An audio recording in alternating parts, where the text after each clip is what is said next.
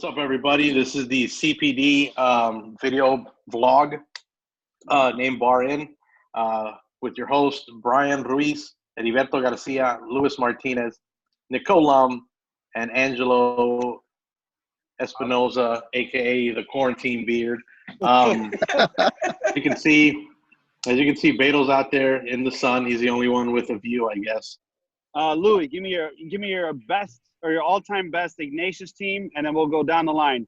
Angelo, Whitney Young, Carmel, Brian, Curie, and then I'll do De La Salle. Go ahead, Lou. What you got? Your all-time best Ignatius team. My all-time best Ignatius team is probably in my 2011 team. That was Mark Alvarado, Kevin Barth, Mike Prado in the goal.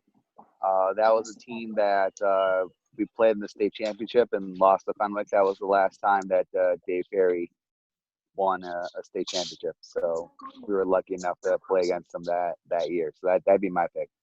Right That's a good one. Those guys are killer. What about you, Beto? Man, to be honest with you, I think this might have been the best team that I had this year. The other year that it'd be in competition with would have been Angelo's senior year.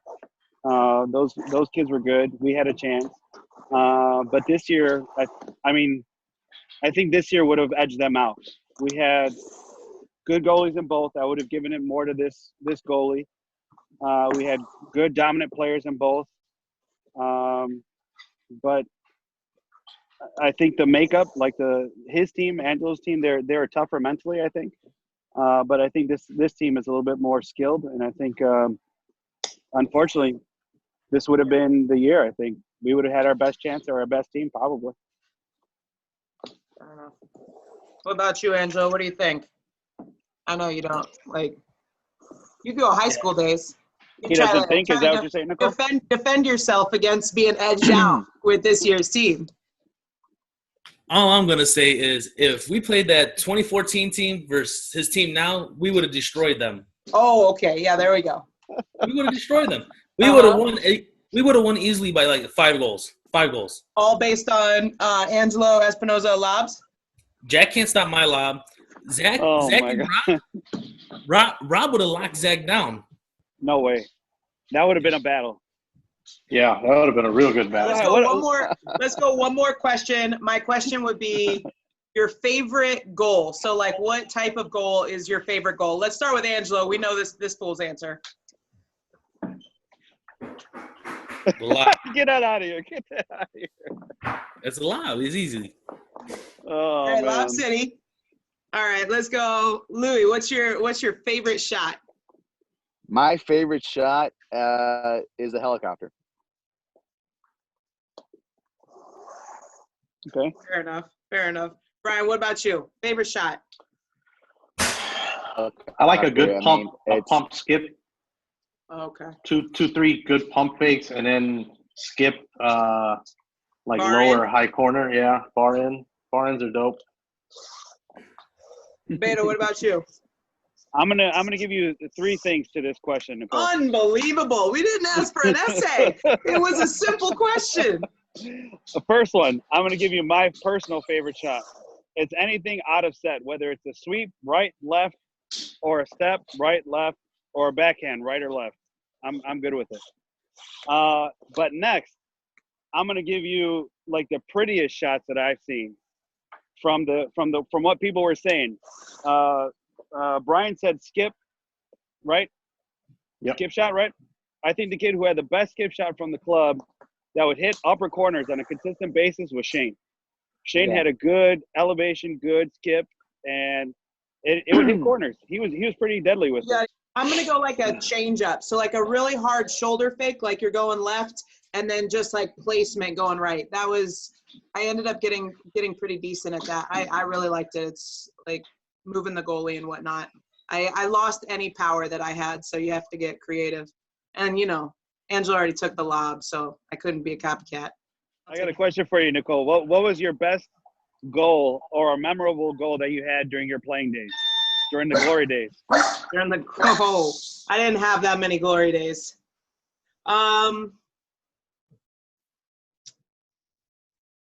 Goodness. I was not really a scorer, especially in college. I had some pretty good assist games though. I ended up playing the 6 and 6-on-5 a lot, and I had a couple games with a good number of assists. But I kind of lost all the power. I wasn't really a go-to shooter. I can't claim that. What do you So got, you were Angelo? like you were the John Stockton of your team. I did my best. I did my best. What do you got, Angelo? I gotta Your be most against memorable shot. sectionals against my man Louis over there. My lob. You have to upload that. That's funny. Wait, Angelo, talk if you're us to through go, it. What was so special about? He did have a about nice that one? lob. Well, yeah, Angelo, because you don't if you're have to gonna have legs.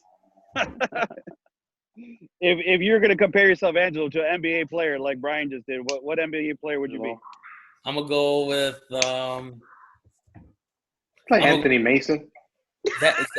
Anthony Mason. Zach Randolph. Oh my God. Zach Randolph. Okay. He was a bruiser. I give him credit. Lou, what about you? You remember anything from the glory days? Let's see. I think my favorite goal is totally lucky goal. I play the 2 on 6-on-5. We shot it from like the 5 spot, and it hit the right bar, and then bounced off the left bar, and then kind of went towards me, and I just stuck my hand out, and somehow I knocked it in. Total reflex action, no catch and shoot, just kind of stuck my hand out to protect my face, and it somehow went in. But I loved it, man. It was like our best year that we had in college, my second year, where we made it to NC2As. We were in the Northern Division Championships, and we were playing St. Francis, and it was like second or third quarter-ish. I was on a counterattack, like you guys seen me do a counterattack every time you watch the Portage games, right? Or all you That's your guys that have specialty. been, yep, all those guys that have been with me in those tournaments at Fenwick. Seth hates my counterattack. I've been on so many counterattacks when he's been in the pool. Man, that's crazy. Anyway, so I was on a counterattack. It was a 2-on-1. The defender came. I had the ball. The defender came to press the ball. I kicked the ball out. The other guy on my team kicked the ball back to me because the defender went to him. So it was me and the goalie, but he made a pass. It was like a 50-50 pass between me and the goalie. Goalie came out. I came in, barely got the ball in front, came around, did a backhand with the goalie coming around me to the empty cage, and it was good. And we won that game too. Winning the championship game was good. It was a good deal. That's awesome. JO's is officially postponed to November and December, which will certainly present challenges. So any concluding thoughts about our feels as it relates to Junior Olympics?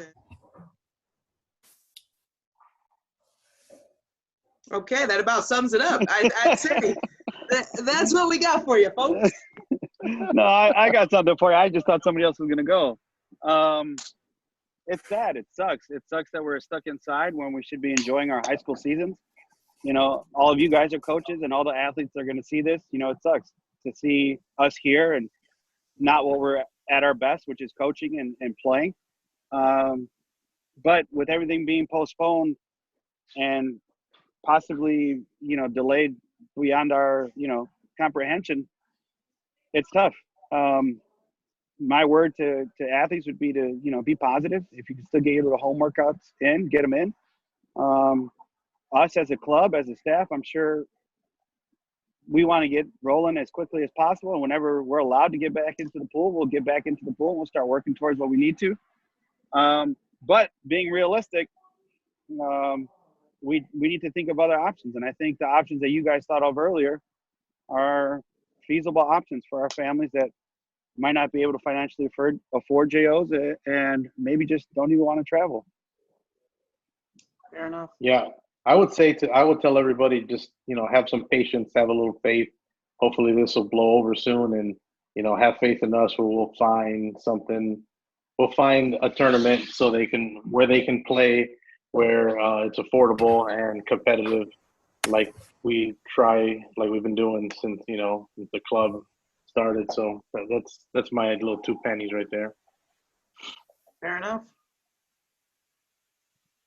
Yeah, the patience thing is definitely a big one, especially since who knows what the world's going to look like, as we get closer to November and December anyway. So once we are able to get back started again, it's going to take a little bit of time to find our legs and kind of get back in a rhythm and in the swing of things. But ultimately, our job, our mission is to do what's best for our families, and that's always going to be paramount, and that's something that we're always going to strive for, whether it's practice, competitions, whatever.